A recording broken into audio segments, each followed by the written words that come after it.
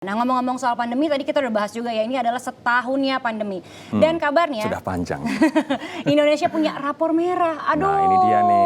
Di Indonesia ini katanya mendunia loh rapor merahnya. Betul, nah ini merupakan tingkat kematian salah satu yang tertinggi, yakni peringkat ke-12 sedunia. Banyak banget faktor kenapa tingkat kematian kita begitu tinggi. Tapi yang jelas yang bikin kita miris adalah kematian tenaga medis dan juga kesehatan ini juga yang salah satu tertinggi. Tertinggi kelima di dunia. Betul. Ya. Tertinggi tapi bukan dalam hal yang agak-agak baik nih. Kayak kita harus miris dan juga berduka. Kita ini jadi PR sih sebenarnya. Tapi yang patut kita syukuri adalah vaksinasi COVID-19 ini sudah menyasar prioritasnya adalah tenaga medis. 1,3 juta tenaga medis sudah divaksinasi. Bahkan sekarang sudah lebih begitu. Dan sekarang manula pun juga divaksinasi. Oke, selengkapnya ada Hayo Merinjani punya catatannya buat Anda di Inliner. Silakan. Ya baik, Rory, Fani, dan Inliner semua.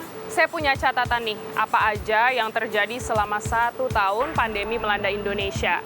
Ada juga tambahan highlight, Indonesia beberapa kali berada di titik puncak nih. Tapi buat masalah apa dulu?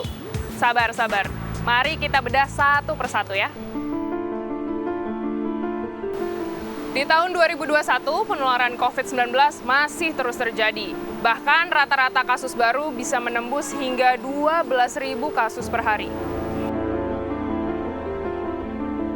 Lalu apa akibatnya Inliners? Angka kematian pasien COVID-19 Indonesia masuk urutan 12 tertinggi di dunia dan tertinggi pertama di Asia.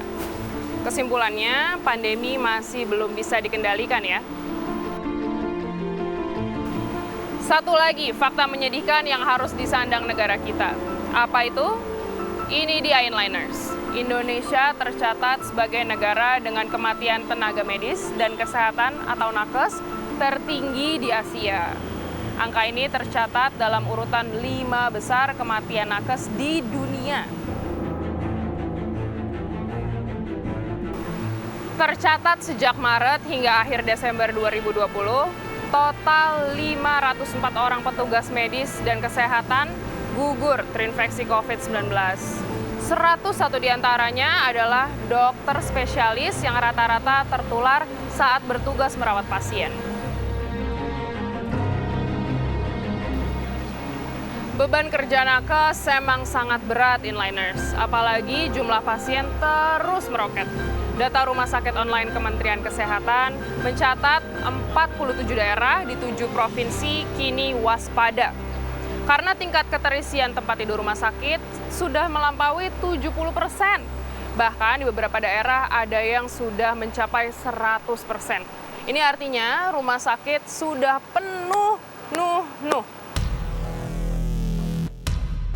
Padahal nih Inliners, Organisasi Kesehatan Dunia WHO menetapkan batas maksimal tingkat keterisian RS COVID-19 di setiap rumah sakit hanya 60%.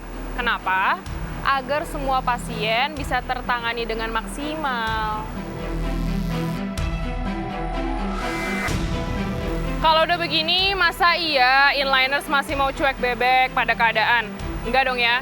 Saya sih yakin betul semua Inliners patuh protokol kesehatan. Jadi kita semua jadi agen pencegahan penularan COVID-19 deh. Keren kan? Ayo Inliners, kita lawan COVID. Nah, itu dia tadi data yang udah disampaikan oleh Hayomi ya. Dari tadi kayaknya kita berdua yang chit-chat, yang ngobrol. Pengen tahu nggak sih pendapat Inliners tentang 1 tahunnya COVID ini seperti apa? Nah, kita sudah menyampaikan data tadi soal rapor merah kita terkait dengan penanganan COVID-19. Tapi seperti apa Inliners, unek-unek mereka dan juga Anda mungkin tentang setahun pandemi? Ya, puas nggak sih Inliners dengan penanganan COVID selama ini ya? Pasti ada yang puas, ada yang enggak, komentarnya seperti apa. Kalau diminta kasihnya nilainya berapa? Ya. Apakah misalnya pendapat dari Inliners dengan tadi pendapat dari tenaga medis dan juga masyarakat cocok nggak nih rapor merah? Fix nggak gitu? Nah ini ada laporan dari Vida Rahmania dan juga Wibat Susatyo yang sudah mengumpulkan apa kata Inliners. Kita simak bareng. Pandemi COVID-19 di Indonesia memasuki hari jadi pertamanya sejak kasus pertama lalu ditemukan pada Maret tahun 2020. Celakanya, kurva COVID-19 ini tak kunjung landai. Bahkan angka positif rate-nya pernah pecah rekor hingga 40,1% secara nasional. Lantas bagaimana pandangan warga mengenai hal ini? Mbak, gimana sih rasanya hidup selama 1 tahun di masa pandemi kayak gini, Mbak? Pastinya sih banyak banget keterbatasannya ya. Kayak misalnya kita keluar harus banyak bawaannya kayak hand sanitizer, pakai masker, kayak gitu. Saya ngumpul sama keluarga, sama temen. Gajinya juga jadi berkurang, lemburannya nggak dianggap. Jadi susah sih buat kemana-mana gitu-gitu. Jadi ya susah ketemu sama teman, terus prokesnya harus benar-benar diterapkan. Pas di pertengahan sampai ke sini agak stres juga, Mbak. Karena hidup kayak terkurung. Kendalanya mungkin ibadah, karena kan tempat ibadah dulu-dulu memang ditutup. Sulit banget sih pasti, Mbak. Soalnya apa ya, semua dibatasin, semua serba dibatasin, jadi ya sulit lah. Kalau kita keluar lebih susah, harus pakai protokol kesehatan kan. Jam malam juga dibatasin, ya ibaratkan ya kasihan juga kan untuk pedagang yang ibaratkan yang suka bergadang di malam hari kan. Kira-kira puas nggak sih sama penanganan pemerintah di masa pandemi kayak gini, Mbak? Menurut aku sih kurang puas ya, karena masih banyak kebijakan-kebijakan yang masih longgar. Sebenarnya udah cukup sih menurut aku. Iya, sama belum juga. Masih kurang sih lebih tepatnya, Mbak. Semakin kesini semakin cuek sih. Mungkin lebih ke orangnya ya, ke pribadinya. Cukup puas lah, Mbak. Kita kan juga udah diarahin untuk yang benar ya, kayak sekarang udah ada vaksinasi. Vaksin udah ada ya, semoga aja lebih merata untuk masyarakat. Saya yakin sih pemerintah udah memperlakukan atau bekerja secara maksimal. Kalau bisa boleh nilai dari 1 sampai 10, kira-kira penanganan pandemi ini berapa sih nilainya?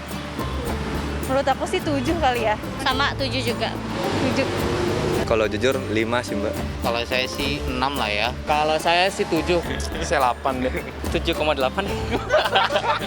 minus 0,2. Kalau saya 7,5 aja deh. Oke deh kalau gitu. Terima kasih banyak ya Mas.